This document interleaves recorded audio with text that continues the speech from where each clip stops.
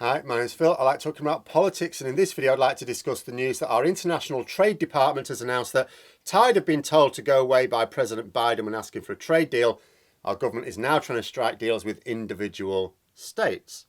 But first, if you'd like to be notified of daily news and politics, please subscribe to the channel and click the bell notification icon. So the big prize of Brexit was supposed to be the United States trade deal. It wouldn't have been, of course, because the deal would have been hugely one-sided and essentially crushed our agriculture sector and health services at the very least. But this is what the Brexiteers all cried about. But there are two major barriers to getting this trade deal. The first is that President Biden is not interested in trade deals right now, preferring to spend time boosting his country's economy to the point where they will be able to strike better deals. The second is our buggering about with the Northern Ireland Protocol. This means that it makes little difference who occupies the White House. There is cross-party condemnation of our behaviour towards Ireland, and there will be no trade deal until that issue is settled. And Boris Johnson does not appear to be in a hurry to settle it. Such is the tug of war over the issue within his own party. But this failure to get anywhere with the US trade deal is a bit of a bugger to Johnson, who promised it. So the latest plan is to ignore a federal trade deal and just go and negotiate with individual states. It somewhat puts me in mind of when the government tried to negotiate directly with individual EU member states with the Brexit trade deal, and those other member states kept saying, no, you don't talk to us, you go and talk to the Commission. If we want to say something, we'll talk to the Commission. The Commission's sorting it out. Go to them. In the case of the US, the situation will be slightly different, but not very much. Obviously, no state can negotiate its own trade deal as such. It's part of a larger country. And in reality, I strongly suspect that the government aren't expecting to achieve much, if anything. They just need to be able to promote some positive Brexit news to distract us from our collapsing economy. For example, the government said, let's quote this, it's brilliant. The government said California's economy alone is larger than the economy of the whole of France. Which is an interesting way to phrase it. Why not say larger than the whole of the UK? Because that would be to sort of somehow downgrade the size of the UK's economy. They don't want to compare the size of the UK's economy to an individual state in America. They don't mind doing it with France, but not the UK. But it would also be true if they'd have said that. It would be more relevant as well. Because the implication here is, with what they're saying is, yeah, we know we've knackered trade with France, but we can afford to have worse trade with France by compensating with better trade with California. But the implication is false for a few reasons. First, there's no such thing as getting a trade deal with France. We have a trade deal with the EU, which is on exactly the same terms with France as for everyone else in the EU. If we improve or worsen those trade terms, it affects the entire EU as one. And the economy of California is not nearly as large as that of the entire EU. The second issue is that we cannot get a trade deal with California in terms of the benefits that the government keep plugging.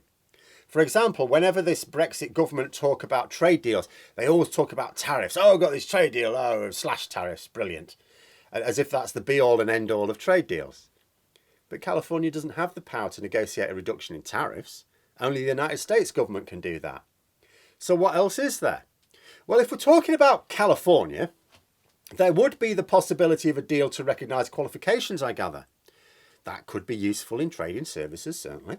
You know, if we have mutual recognition of qualifications, makes it easier to sell services between one another.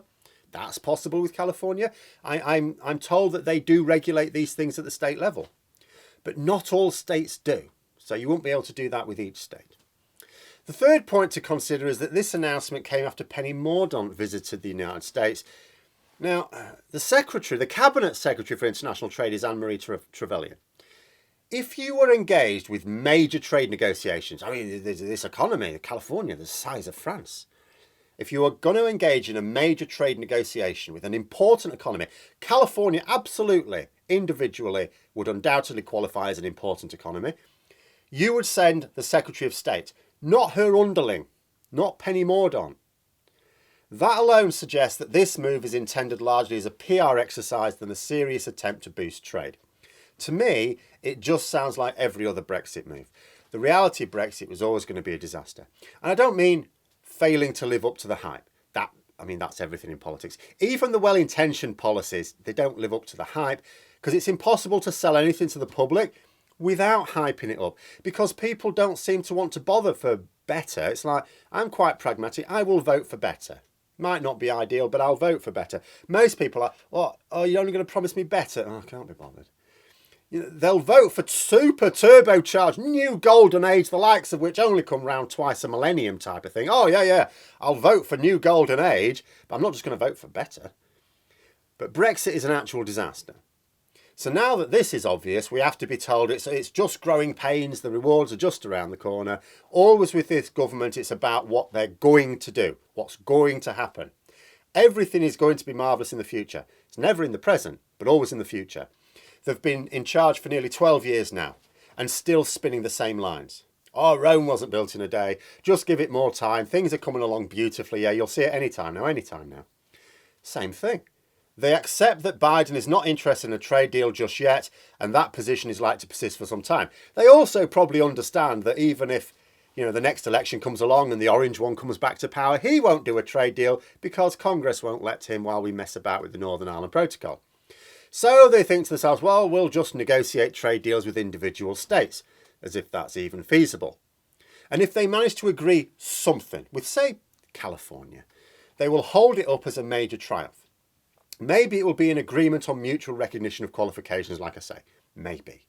It will be hailed as if it were a full free trade agreement. And again, by comparing California's economy to the size of France's economy, there's a false equivalence there as well. Like, even if we arrange the same trade terms with California as we have with France, which we can't, that's still not equivalent. France is next door.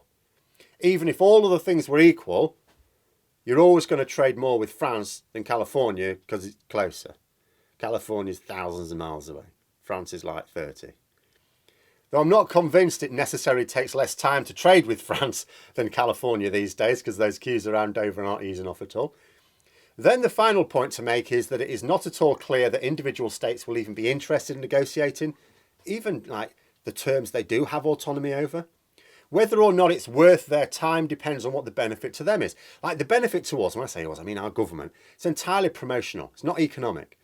The government want to announce new deals. They don't care whether the deals are good or not. None of the deals so far have been good. Few people will read their published figures on the value, and the mainstream media will mostly express approval to their readers. But individual states in America are not bothered about announcing Brexit deals in their local media. Not many votes in that. So will they get enough out of it for it to be worth their hassle? Does Boris Johnson even care?